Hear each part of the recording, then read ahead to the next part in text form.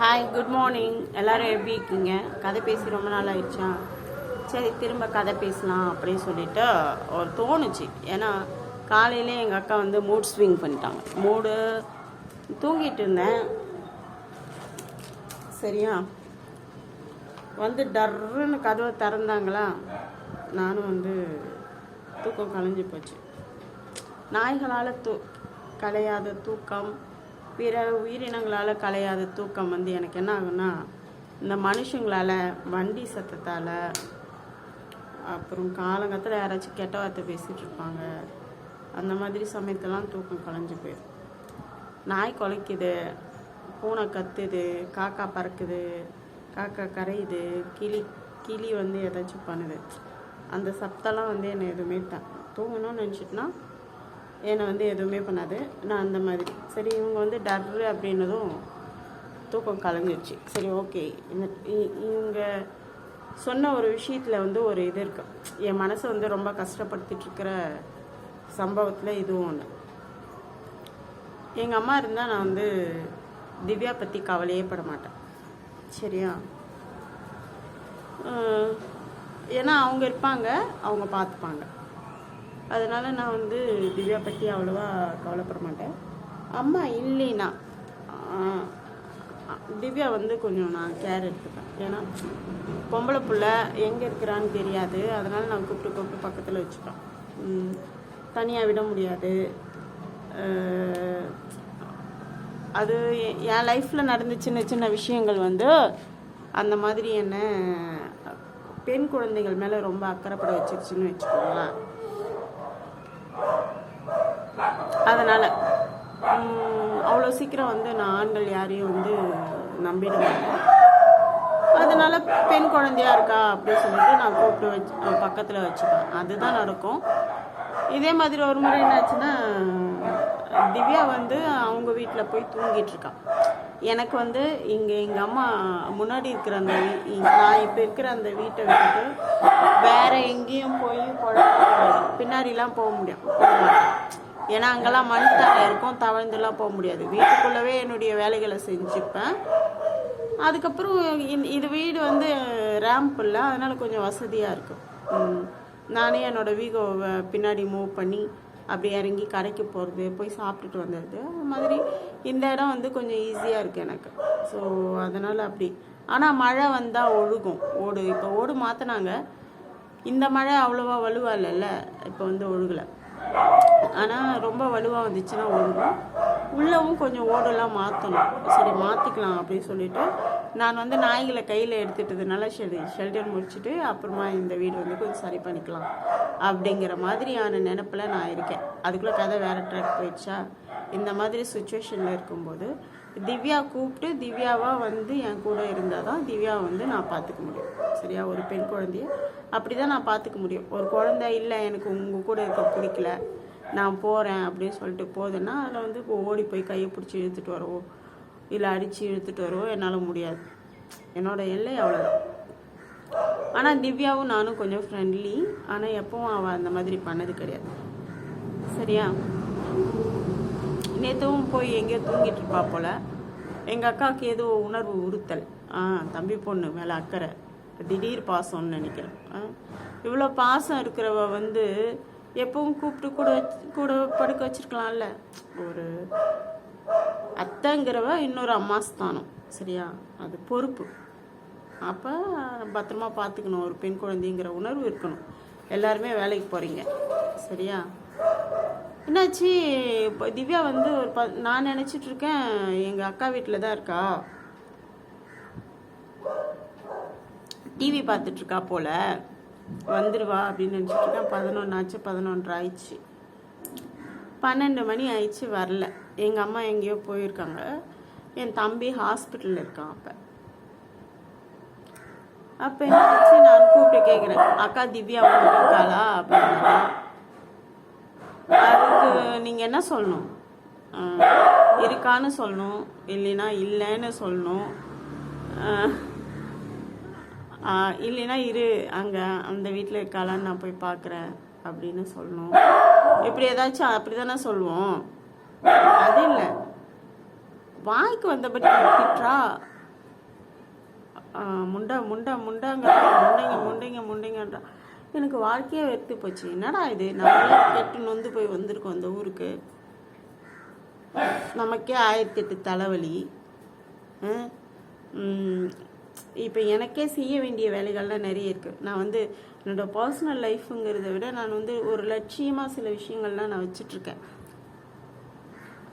இதெல்லாம் செய்யணுன்னா நான் வந்து மென்டல் ஃப்ரீயாக இருக்கணும். என்னால் வந்து எழுதுறது கூட வந்து யாராச்சும் வந்து அஃபெக்ட் பண்ணாங்கன்னா அப்போல்லாம் எழுத முடியாது. மோஸ்ட்லி நான் எழுதாமல் விட்டதுக்கு காரணமே எங்கள் ஃபேமிலின்னா அது அவங்க யாரும் ஒத்துக்க மாட்டாங்க. பட் ஆனால் அந்த தடைகளையும் மீறி இப்போ நான் திரும்ப எழுத ஆரம்பிச்சிட்டேன். அது நல்ல விஷயந்தான் எனக்கு. அப்போது அவங்க பேசுகிற வார்த்தைகள் இருக்குல்ல, அது ரொம்ப கஷ்டமாக. அதுக்கப்புறம் தான் யோசித்து கொஞ்சம் கொஞ்சமாக திவ்யாவை வந்து நான் அவாய்ட் பண்ண ஆரம்பிச்சிட்டேன். திவ்யாவோட திங்ஸ்லாம் என்கிட்ட தான் இருக்கும், இங்கே தான் இருக்கும். இங்கே தான் வந்து பேக்லாம் வைப்பா, இங்கே தான் நைட்டில் தூங்கவும் செய்வாள். நான் இங்கே இருக்கோம், நான் திவ்யா எல்லாம் ஒன்றா தான் தூங்குவோம், இங்கே தான் தூங்கவும் செய்வான். அதுக்கப்புறம் தான் நான் வந்து கொஞ்சம் முழிச்சுக்கிட்டேன்னு வச்சுக்கோங்களேன். இல்லை, இதுக்கு மேலெல்லாம் நம்மளால் எதுவும் பண்ண முடியாது. ஏன்னா என்ன இருந்தாலும் அவன் ஒன்றும் என் பொண்ணு கிடையாதுல்ல. என் பொண்ணோட அந்த விஷயங்களையே அவளுக்குரியதையே நான் வந்து ஒரு குடும்பத்தில் இருந்து அவளுக்குரிய காதல் கிடைக்கணும், அவளுக்குரிய நட்பு கிடைக்கணும், அவளுக்குன்னு ஒரு சுதந்திரம் கிடைக்கணும், அவளுக்கு விருப்பப்பட்ட வாழ்க்கை கிடைக்கணும்னு போராடி அவன் முன்னாடியே தோத்துட்டு தான் நிற்கிறானா. எல்லா பொண்ணுங்களுக்கும் அது கிடைக்கணும். அவளுக்கு பிடிச்ச வாழ்க்கை தான் கிடைக்கணும். அவளுக்கு பிடிச்சவனோட தான் வந்து லைஃப் அமையணும். பிடிச்ச ஒருத்தனோட தான் செக்ஸ் பண்ணணும். அந்த மாதிரி யாரோ ஒருத்தங்க அங்கே பார்த்து வச்ச மாப்பிள்ளை, அதுக்கப்புறம் நாங்கள் செக்ஸ் பண்ணோம், அதுக்கப்புறம் லவ் பண்ணோம் அப்படிங்கிறது வந்து ஓகே, அது மனசு ஏற்றுக்கும். அந்த மாதிரி நினைக்கிறாள். என் வாழ்க்கையில் எனக்குன்னு ஒரு காதல் கிடைக்கல, அப்போ என் பொண்ணுக்கு வந்து அந்த காதல் வந்து அற்புதமான காதலாக கிடைக்கணும் அப்படிலாம் யோசிக்கிறாள். அற்புதமாக ஒரு அன்பான காதல் கூடு கட்டினவ, அந்த கூடு கட்டி அந்த கூட்டில் வந்து அவள் கணவன் குழந்தைகள் அப்படி வாழணும் அப்படின்னு யோசிச்சாள்னா சரியா. அப்படி இருக்கும்போது இன்னும் நிறைய ஏகப்பட்ட தகாத வார்த்தைகள்லாம் அவள் பேசிட்டா. அதெல்லாம் இங்கே சொல்கிறதுக்கு விருப்பம் இல்லை. முன்ன மாதிரி இருந்தால் சொல்லியிருப்பேன் நான். என்னென்ன பேசுனாங்க, நானும் அவ்வளோ வந்து கேவலமாக கோவத்தில் பயங்கரமாக திட்டிடுவேன் நான் ஃபஸ்ட்லாம். இப்போல்லாம் வந்து அடக்கி வாசிக்கிறேன்னு இல்லை, பிடிக்கல, அப்படி பேசுறதுக்கெலாம் பிடிக்கல. சரி, ஒதுங்கி போகிறேன், அவ்வளோதான், ஒதுங்கிக்கிறேன். இந்த மாதிரி ஒரு வாழ்க்கை முறையிலேருந்து ஒதுங்கி வேறொரு வாழ்க்கைக்கு வேறொரு மாதிரியான மனநிலைக்கு மாறிட்டதுனால அதெல்லாம் என்னால் செய்ய முடியல. ஸோ அந்த மாதிரி இன்னைக்கு காலையில் வந்து கேட்டான். இதே இன்சிடெண்ட் முன்னாடி நடந்தப்ப அவள் என்ன பண்ணிட்டான்னா என்னை திட்டினான். இப்போ நான் எழுந்திரிச்சு திட்டுறதுக்கு மனசில்லை. சரி போ, என் தூக்கத்தை கெடுத்தி ஏடி அப்படின்னு திட்ட முடியாதுல்ல. தூக்கம் யாராலையும் கெடும், எப்பவும் கெடும். அதுவும் இல்லாமல் மணி 6 ஆயிடுச்சு. சரி, ஒன்றும் பிரச்சனை இல்லை அப்படி சொல்லிட்டு விட்டுட்டேன். காஃபி நானே தான் போட்டுக்கினேன். ஜோடுதலை இந்த டம்ளர் தான் இருக்குது, வாங்கணும் டம்ளர். பிளாக் காஃபி போடல இன்னைக்கு என்ன பண்ணேன்னா, இஞ்சி தட்டி போட்டு அதில் கொஞ்சம் கருவேப்பிலை, 2 பல் பூண்டு அப்படி போட்டுட்டு, தொண்டை கொஞ்சம் கரகரப்பாக இருந்தது, அதனால் சரி கொஞ்சோண்டு சர்க்கரை போட்டு அப்படியே குடிச்சிட்டேன்.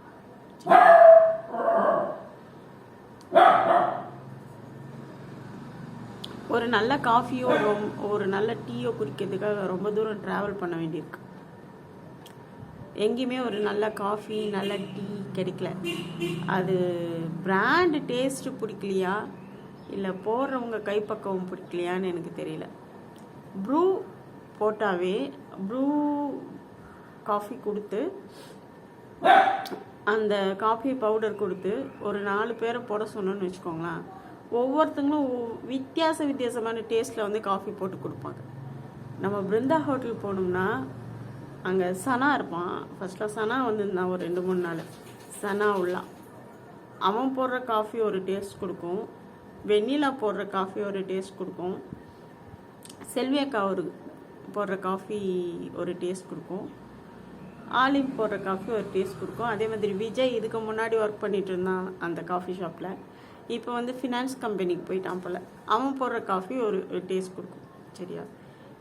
அங்கே இருக்கிறவங்களையே எப்பவும் வந்து அந்த டேஸ்ட் மாறாமல் இருக்கும். அப்படி பார்த்தா விஜயோட காஃபியும் ஆலிமோட காஃபியும் ஒரே டேஸ்ட், ஒரே மாதிரி ஆற்றி அப்படி கொடுப்பாங்க. ஆனால் போன வாரத்தில் ஆலிம் கூட காஃபி போடுறதுக்கு சொதப்பிட்டாங்க. அவங்க ஆற்றவே இல்லை. அது ஒரு மாதிரியான காஃபி. என்னடா காஃபி இப்படி போட்டு தராங்களே அப்படிங்கிற மாதிரி ஆயிடுச்சு. என்னை பொறுத்த வரைக்கும் காஃபி ஷாப்லாம் வந்து என்னோட ஸ்ட்ரெஸ் ஃப்ரீ பண்ணுறதுக்கு, அதாவது ஏதாச்சும் நாய்க்குட்டி செத்து போயிட்டுருக்கோம், இல்லைன்னா வந்து வேறு ஏதாச்சும் பிரச்சனைகள் இருக்கும், இல்லை வேறு யாராச்சும் ஒரு கதை கேட்டிருப்பேன் யாருக்கிட்டேயாச்சும் ஒரு சோக கதை. அதை வந்து அதுலேருந்து மூடு மாறுறதுக்காக தான் நான் வந்து காஃபி ஷாப் போனால் அங்கேயும் காஃபி நல்லா இல்லைன்னா அது இன்னும் கொஞ்சம் டேஞ்சர் ஆகிடும். சரி, ஓகே, இப்போல்லாம் காஃபி வெளியில் குடிக்கிறது வந்து அவாய்ட் பண்ணிடலாம் அப்படிங்கிற மாதிரி தோணுச்சு. நம்மளே எதுக்கு காசை கொடுத்து நம்மளே மூடு வந்து கெடுத்துக்கணும். ஆனால் எல்லோரும் அந்த காஃபி, எனக்கு தான் அந்த காஃபியோ அந்த டீயோ பிடிக்கலையா அப்படின்னா எல்லா மக்களும் அதை குடிச்சிட்டு தான் இருக்காங்க. வேறு வழி இல்லாமல் குடிக்கிறாங்களா அப்படின்னு கூட தோணும். பட் ஆனால் அந்த கடைன்னு மட்டும் இல்லை, எல்லா கடையிலையுமே அந்த காஃபி வந்து ஒரு குறிப்பிட்ட நேரத்துக்கு போன பிற்பாடு டேஸ்ட் வந்து மாறிடுது. ஏன்னா ஒரு காஃபி போட்டு போட்டு அவங்களும் சலிச்சு போயிடறாங்கன்னு நினைக்கிறேன். எனக்கு அங்கே இருக்கிற காஃபி போடுறவங்க, அந்த கேஷ் கவுண்டரில் நிற்கிறவங்கலாம் பார்த்தா கொஞ்சம் கஷ்டமாக தான் இருக்குது. ரொம்ப நேரம் நடக்கிறாங்க, ரொம்ப நேரம் நின்றுட்டுருக்காங்க.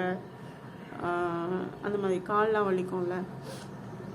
நானும் ரொம்ப நேரம் நின்று இருக்கேன். எப்போ நான் லேட்டில் அந்த அலைடு ட்ரேட் பண்ணுறதுக்காக அந்த மெஷின் ஜாப்லாம் பண்ணும்போதெல்லாம் போய் லேட்டில் நிற்கணும்ல, அப்போல்லாம் கேலிஃபர் போட்டுட்ருந்தேன். பட் இருந்தாலும் வந்து ரொம்ப நேரம் நின்னா கால்லாம் வலிக்கும்.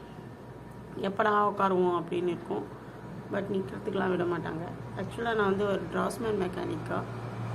ஸோ கொஞ்சம் இந்த அனுபவங்கள்லாம் உண்டு எனக்கு. ரொம்ப நேரம் நின்ன அனுபவங்கள், அப்புறம் ரொம்ப நேரம் உச்சா அடக்கி வச்சுன்னு இருந்த அனுபவம், அப்புறம் ரொம்ப நேரம் சாப்பிடாமல் இருந்து வேலை இருக்குன்ட்டு சாப்பிடாமல் இருந்து. அவங்க கூட அதே மாதிரி தான் பண்ணுறாங்க. மக்கள் வந்துட்டாங்கன்னா, ஒரே ஆள் இருந்தாங்கன்னா சாப்பிடாம எல்லாருக்கும் காஃபி போட்டு சரி வந்துட்டாங்க, காஃபி போட்டு கொடுத்துடணுன்ட்டு டிலேவாக தான் சாப்பிட்றாங்க போல்.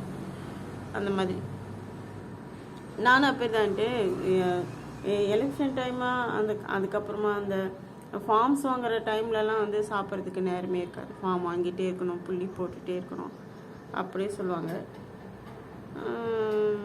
அந்த மாதிரியான விஷயங்கள்லாம் நடந்து சாப்பிடாமல் இருந்து வெறும் டீயோட வேலை செஞ்சு, அப்புறம் பட்டை சாதத்தோட வேலை செஞ்சு, பொட்டலம் சாதத்தை வாங்கி தின்னுட்டு உட்காந்து வேலை பார்க்க சொன்னாருன்னு தாசில்தார் டெபுட்டி தாசில்தார் சொல்ல கேட்டு அந்த மாதிரிலாம் வேலை பார்த்து தான். அதெல்லாம் இன்னும் மறக்க முடியல அப்படின்னா ஓகே, அவங்க அவ்வளோதான், விட்டாச்சு. பட் அன்வர் சார் சொன்ன மாதிரி வடுக்கள் வந்து இருக்கும் தானே. காயங்கள் ஆறிடும், வடுக்கள் ஆறாது. ஏதோ ஒரு விஷயம் சொன்னதுக்காக சொன்னார். எங்களுக்கும் மனசு இருக்குங்க. அவர் டோனை மாற்றுங்க சார் சொன்னேன். ஒருத்தவங்களோட டோன் வந்து முஸ்லீம்ஸ் எல்லாரும் அதே டோனில் தான் பேசுகிறாங்க மோஸ்ட்லி. ஏன்னா அவங்க தமிழ் வந்து முஸ்லீம்ஸ் எல்லாரும் இல்லை, நான் பார்த்த வரைக்கும் ஆலிம் அதே டோனில் தான் பேசுகிறாங்க. அதுக்கப்புறம் அன்வர் சார் அதே டோனில் பேசுகிறாரு. தொனி அந்த ஒரே மாதிரியான ஒரு அடிக்கிற மாதிரியான ஒரு திட்டுற மாதிரியான தொனி. என் ஃப்ரெண்டை சொல்ல முடியாது, என்னோட க்ரஷ்ஷாக ஃபர்ஸ்ட் லவ். நான் தான் லவ் பண்ணேன், அவன் என்ன லவ் பண்ணல. அது எப்படின்னா லவ்னா அது ஒரு நல்ல ஃபீல். ஐடிஐ படிக்கும்போது அவன் அதாவது அவன் குணம் எனக்கு ரொம்ப பிடிக்கும். அவனை மாதிரி இருக்கணும், அவனை நல்ல பையன், அந்த மாதிரி ஒரு ஃபீலாக. ஷெரீஃப் அப்படி சொல்லிட்டு அவனும் அப்படி தான் பேசுகிறான். அப்போ எல்லாருமே முஸ்லீம்ஸ் ஓரளவுக்கு அந்த மாதிரி வாய்ஸில் தான் பேசுகிறாங்க. ஸோ அதை வந்து நம்ம இது பண்ண சொல்ல முடியாது. அப்போ அவர் சொன்னார், நீங்கள் கூட காயப்படுத்துறீங்க, காயங்கள் வந்து ஆறிடும், வடுக்கள் வந்து மறையாத அப்படி சொன்னார். அதே மாதிரி தான் காயங்கள் வந்து இவங்கெல்லாம் காயப்படுத்தினாங்கன்னா எனக்கு கூட காயங்கள் வந்து கொஞ்சம் ஆறி இருக்கும். எங்கள் அம்மா காயப்படுத்திட்டாங்க, எங்கள் அப்பா காயப்படுத்திட்டாங்க, எல்லாரும் என் மக காயப்படுத்தியிருக்கா, நான் கூட அவங்கள காயப்படுத்தியிருக்கேன். ஆனால் அவங்களுக்கு கூட வடுக்கல் ஆறாமல் தான் இருக்கும். அப்போ வடுக்கல் ஆறுறதுக்கு என்ன பண்ணணும் அப்படிங்கிற கேள்வி வந்து எனக்கு வந்துச்சு. சரியா? வடுக்கல் ஆறாது தானே, அது எப்படி இருந்தாலும் ஞாபகப்படுத்திட்டு இருக்கணும். அப்போனா அந்த இடத்துல வேற ஒரு தாட்டை போட்டு வச்சுக்கணும். அவ்வளோதான். மைண்டு தானே எல்லாமே. நம்ம வேற நல்ல எண்ணங்களை நிரப்ப என்ன ஆகும்னா நல்ல விஷயங்கள் வந்து முன்னாடி நடந்த விஷயங்களை வந்து நம்ம இது பண்ணுவோம். அதே மாதிரி தான் என் பர்த்டே அன்னைக்கு என்னாச்சுன்னா சொதப்பிட்டேன். என்ன சொதப்பினேன்? ஒரு நல்ல மெமரியை வந்து உருவாக்கணும் அப்படிங்கிறதுக்காக நானே வந்து நோ பண்ணேன். ஆனால் அது ஹாப்பி எண்டிங்காக முடியல, சொதப்பிடுச்சு.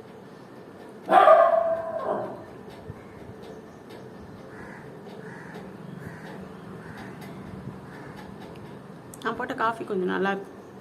பூண்டு போட்டதுனால அது ஒரு மாதிரியான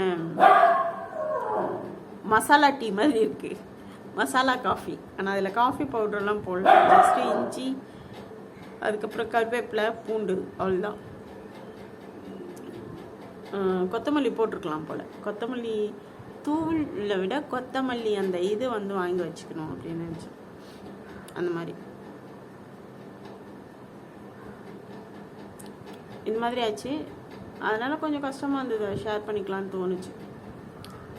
அதுக்கப்புறம் தான் நான் வந்து திவ்யா செப்பல் விட்டால் அவள் என் கூட என்னோட பொறுப்பு அப்படிங்கிற மாதிரியான ஒரு ஃபீல் வந்தது. திவ்யாவோட இங்கே திங்ஸ் இருந்தால் ஐயோ பிள்ளை என்ன பண்ணுறது, அடுத்து அவளை என்ன படிக்க வைக்கிறது, படிக்க மாட்டேங்கிறான், இந்த மாதிரியான கவலைகள்லாம் வந்தது. அதனால் நான் என்ன பண்ணிட்டேன்னா கிளம்பி ஓடிடு தயவு செஞ்சு அப்படின்னு சொல்லிட்டு. திவ்யாக்கிட்டே வந்து கொஞ்சம் ஹாஷாக தான் நான் இந்த பண்ணி, என் ஃப்ரெண்டு மட்டும்தான், உனக்கும் எனக்கும் அதுக்கப்புறம் அதை தாண்டி எந்த ரிலேஷன்ஷிப்பும் கிடையாது. அத்தை தான், பட் ஆனால் ஃப்ரெண்டாக தான் நினைக்கிறேன். நான் ஃப்ரெண்டுன்னா பொறுப்புலாம் கிடையாது.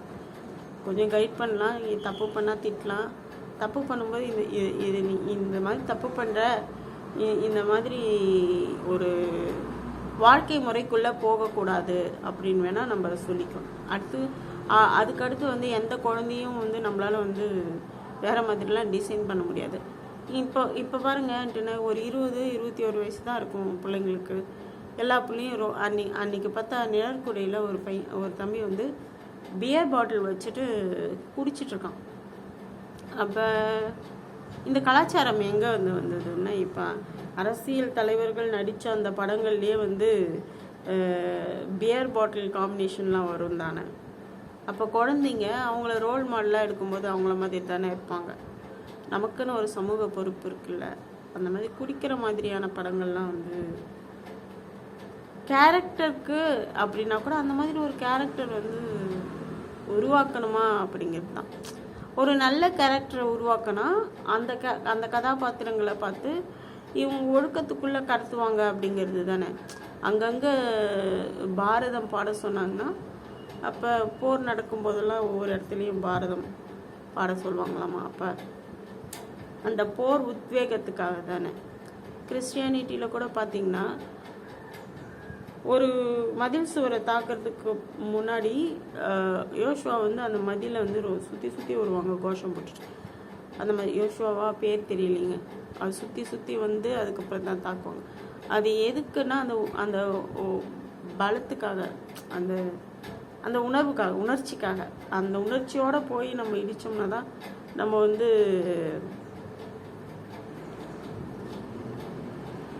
அந்த செயலை செய்ய முடியும், வெற்றி பெற முடியும் அப்படிங்கிற அந்த உத்வேகத்துக்காக பண்ணுறது தானே எல்லாமே. அதே மாதிரி தான் நல்ல படங்கள் தான் எல்லாம். என்ன சொல்ல, ஒருத்தவங்களுடைய வாழ்க்கையை நம்ம காமிக்கிறோம், கொண்டு வரோம். இப்போது டீச்சர்ஸ்லாம் வச்சு படம் எடுக்கிறதுனால டீச்சர்களுடைய அருமையெல்லாம் புரியுது. என் வாழ்க்கையில் கூட ஜனனி டீச்சரை வந்து என்னால் மறக்கவே முடியாது. அஞ்சலி டீச்சர் கூட மறக்க முடியாது. இந்த 2 டீச்சருக்கும் ஒரு அஞ்சலி டீச்சர் வந்து அமைப்பாளர் இங்கே தான் சொற்பனந்தல் தான். இப்போ நான் வந்து ஒரு ரைட்டராக இருக்கிறேன்னா அதுக்கு அவங்க தான் காரணம். ஏன்னா அவங்க என்னை வந்து ரொம்ப தொந்தரவுலாம் பண்ணாமல் என்னை ஒன்று ஸ்கூலில் உட்கார வச்சுருந்தாங்கன்னா அங்கேயே விட்டுருவாங்க. தூக்கிட்டு வந்து பசங்களோட உட்கார வைக்கணும் அப்படின்னு முடியும். ஏன்னா அவங்களால தூக்க முடியாதுல்ல. அந்த மாதிரி மரத்தடியில் உட்காந்துட்டு இருந்தேன்னா அங்கேயே விட்டுட்டு அப்படியே அவங்க அந்த மற்ற பிள்ளைங்களை மட்டும் கூட்டிகிட்டு ஸ்கூலுக்கு போயிடுவாங்க.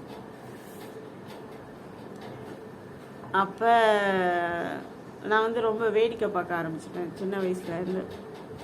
ஆனால் ஜனனி டீச்சர் அப்படி கிடையாது. என் வாழ்க்கையில் முக்கியமான ஒரு கேரக்டர் அவங்க. உண்மையிலேயே இப்போ நான் வந்து ரொம்ப எழுதுகிறேன்.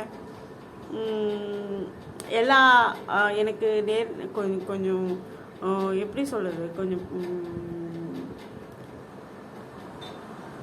கொஞ்சம் நிறைய நாள் எழுதாமல் விட்டுட்டேன் தான். அது ஏன் எழுதாமல் விட்டேன்னு தெரியல. நிறைய ஒரு மாதிரி விட்டுட்டேன். ஆனால் அப்பவும் எழுதாமலாம் இருக்க மாட்டேன். அதை பப்ளிஷ் பண்ணல, அவ்வளோதான். அங்கங்கே எழுதி அப்படியே வச்சுட்டாங்க. எழுதாமல் இல்லை, அதை பப்ளிஷ் பண்ணல. அதுக்கு வந்து அதை பப்ளிஷ் பண்ணணும், ஒரு ரைட்டராக நம்ம வெளியில் வரணும் அப்படிங்கிற அந்த ஆவல் வந்து இல்லாமல் போயிடுச்சு. என்னென்னா காசுக்காக நான் வந்து எழுத மாட்டேன் அப்படி சொல்லிட்டு கொஞ்சம் செக்ஸியாக அந்த மாதிரிலாம் எழுதுனா தான் வந்து செக்ஸியாக அப்படின்னா ரொம்ப செக்ஸியாக இல்லை, கொஞ்சம் விற்கக்கூடிய வகையில் எழுதணும், மக்கள் படிக்கிற விதத்தில் எழுதணும் அப்படிலாம் அறிவுரை சொன்னதுனால அப்போல்லாம் என்னால் எழுத முடியாது. எனக்கு தோன்றதை தான் படிக்கிறதுக்கு இஷ்டமாக இருந்தால் படிங்க, இல்லைன்னா விட்டுருங்க. நான் வந்து வர்த்தக எழுத்தாளர்லாம் கிடையாது அப்படிங்கிற மாதிரியான அந்த இதில் போயிட்டேன். ஸோ அதனால் வந்து நான் எழுதலை. நான் ஒன்றும் பெரிய எழுத்தாளர்னு சொல்லிக்க முடியாது. இப்போ தான் எழுதிட்டுருக்கேன். அதே மாதிரி நான் நல்ல எழுத்தாளர் தாங்க, என்னையே நானும் தாழ்த்திக்க முடியாது. அந்த மாதிரி என்ன சொல்ல வந்தேன், ஏதோ சொல்ல வந்து போயிட்டுனா ஜனனி டீச்சர் வந்து எப்படின்னா ஃபஸ்ட் ஸ்டாண்டர்ட்லாம் தான் கொண்டு போய் விட்டாங்க. என்ன 8 வயசு இருக்கும். அங்கே வந்து அது ஒரு ஒர்த் ட்ரஸ்ட்டு. அங்கே வந்து படிப்புக்கெல்லாம் முக்கியத்துவம்லாம் கிடையாது, படிப்பு கொசுறு சரியா. ட்ரீட்மெண்ட்காக தான் போயிருக்கோம். போலியோ அட்டாக்கான குழந்தைங்களுக்குலாம் அங்கே தான் ட்ரீட்மெண்ட். காலெலாம் ஆப்ரேஷன் பண்ணி கேலிஃபர் போட்டு கொஞ்சம் நடக்க வச்சு அனுப்புவாங்க. ஒரு 2 வருஷம் இல்லை 3 வருஷம் அவ்வளோதான் அவங்க வச்சுருப்பாங்க. அந்த ட்ரைனிங் கொடுத்து ஆப்ரேஷன் பண்ணி ட்ரைனிங் கொடுத்து அனுப்பிடுவாங்க. அந்த சமயத்தில் என்ன ஆகும்னா படிப்பு கெட்டு போயிடக்கூடாது அப்படிங்கிறதுக்காக கொஞ்சம் கிளாஸ் எடுப்பாங்க. அவங்க வந்து அந்த ஜனனி டீச்சர் தான். என்னை வந்து ஃபஸ்ட் ஸ்டாண்டர்டில் உட்கார வச்சுருந்தாங்க.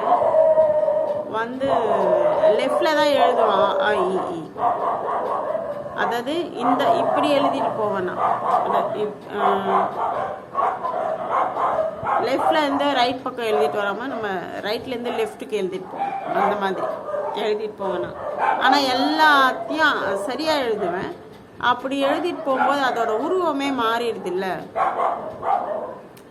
ஸோ அவங்க வந்து என்ன பண்ணிட்டாங்க, கவனித்து பார்த்துட்டு தூக்கிட்டு போயிட்டாங்க. நான் செகண்ட் ஸ்டாண்டர்டில் வச்சுருக்கேன்.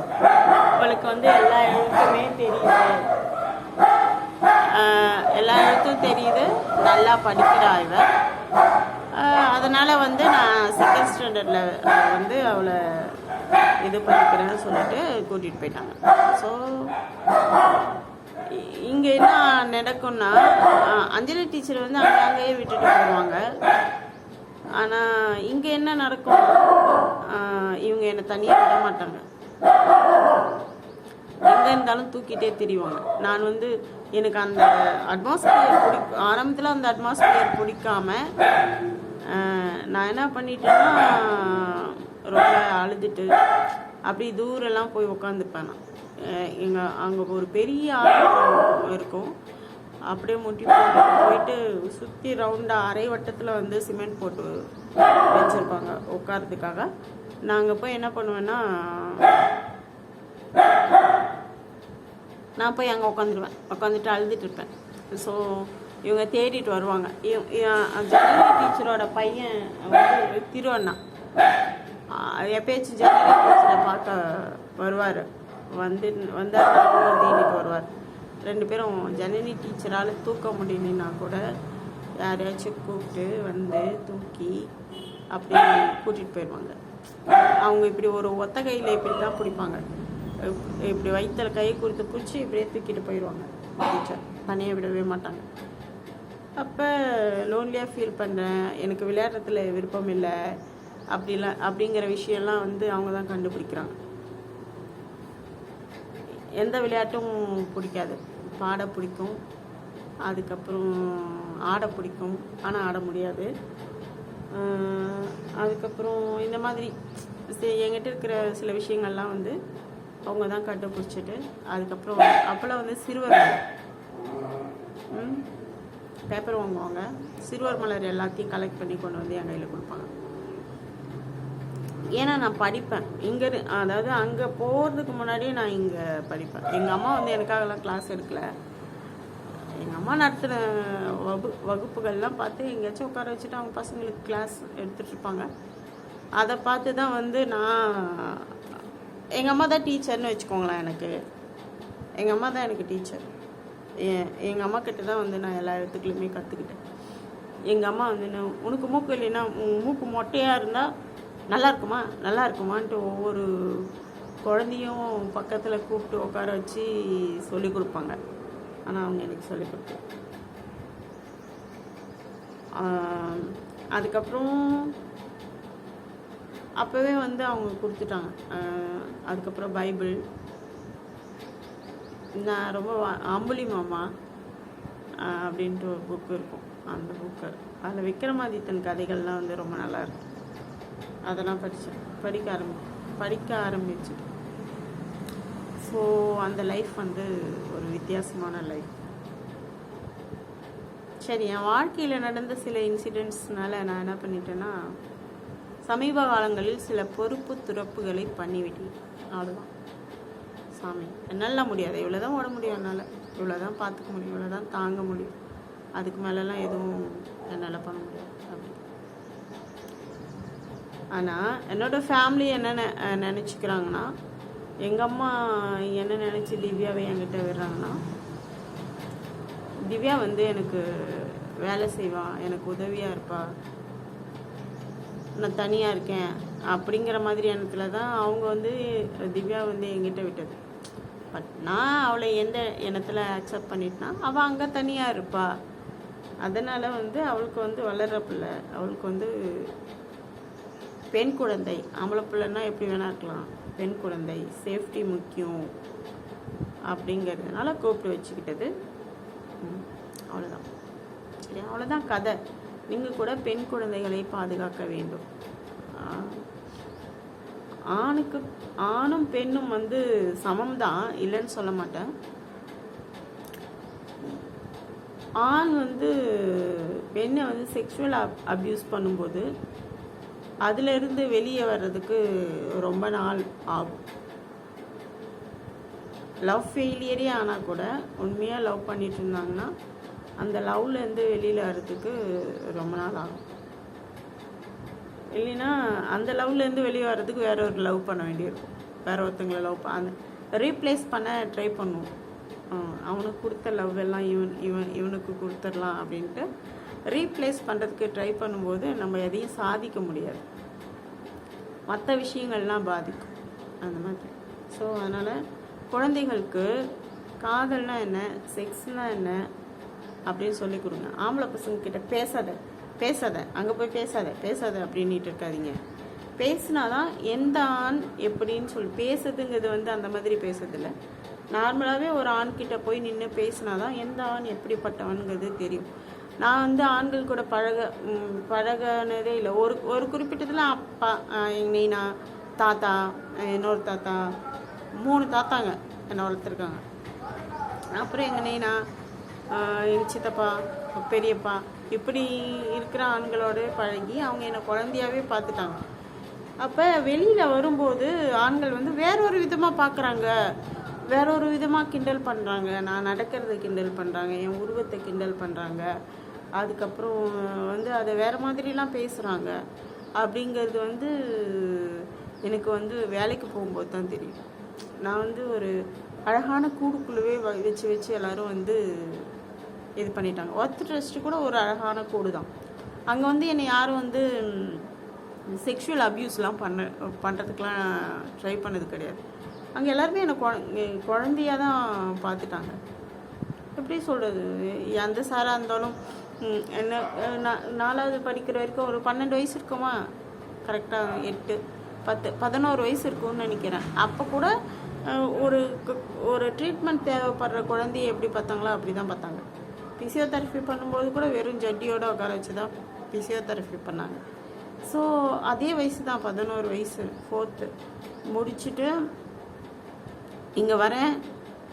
சொற்பனந்தல் தான் வரேன் நான். சொற்பனந்தல் வந்துட்டேன். கொலையில் இருக்க வீடு, கொலையில் இருக்க வீடு. அப்போ வந்து அங்கே வந்து ஒரு அண்ணா வேலை செய்கிறாரு, பேர் சொல்ல விரும்பலை. அந்த அண்ணா வந்து வேலை செய்கிறாரு. நான் கீழே உட்காந்துட்டா என்னை யாராச்சும் தூக்கி விடணும். அப்போ தான் எந்திரிச்சு வந்து ஸ்டிக் வச்சுட்டு எந்திரிக்க முடியும் என்னால். சரியா? அப்போ அழாமல் சொல்கிறதுக்கு ட்ரை பண்ணுறேன்னா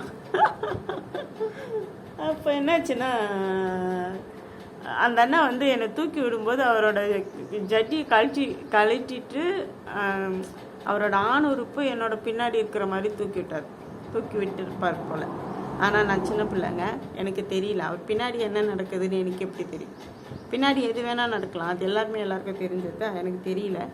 பட் ஆனால் அப்போ வந்து எங்கள் அப்பா என்ன தான் வந்து அசிங்கமாக திட்டினாரே தவிர அந்த அண்ணாவை போய் திட்டல. நீ ஏன் என் குழந்தைய இது மாதிரி பண்ணன்னு அவரை கேட்கல. என்னதான் திட்டுறாரு, அவர் எதுக்கு திட்டினாருன்னு கூட எனக்கு ரொம்ப நாள் விளங்கலை. எதுக்கு திட்டுறாரு, எதுக்கு கெட்ட வார்த்தைலாம் சொல்லி திட்டுறாரு அப்படிங்கிறது விளங்கலை. சரியா? அதனால்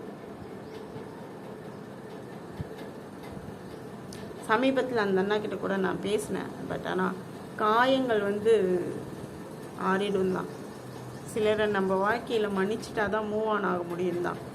ஆனால் அன்வர் சார் சொன்ன மாதிரி வடுக்கள் என்றைக்குமே மறையாது. வடுவாயிடுச்சுல்ல, அது எப்படி மறையும்? இந்த ஊர் வந்து எனக்கு எந்த அளவுக்கு சந்தோஷம் கொடுத்துச்சோ அதே அளவுக்கு கஷ்டமும் கொடுத்துருக்கேன்னா. அதனால் நான் என்னோடய வாழ்க்கையோட பெரிய லட்சியமே என்னென்னா, சாகும்போது இந்த ஊரில் சாகக்கூடாதுடா.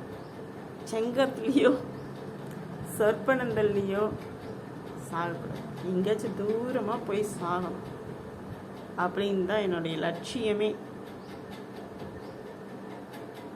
அவ்வளோ 1/2 மணி நேரம் பேசிட்டேங்க இன்றைக்கெல்லாம். காஃபி ஆறியே போச்சு, இருந்தாலும் காஃபி குடிச்சிட்டேன். அவ்வளோதானே. டாட்டா.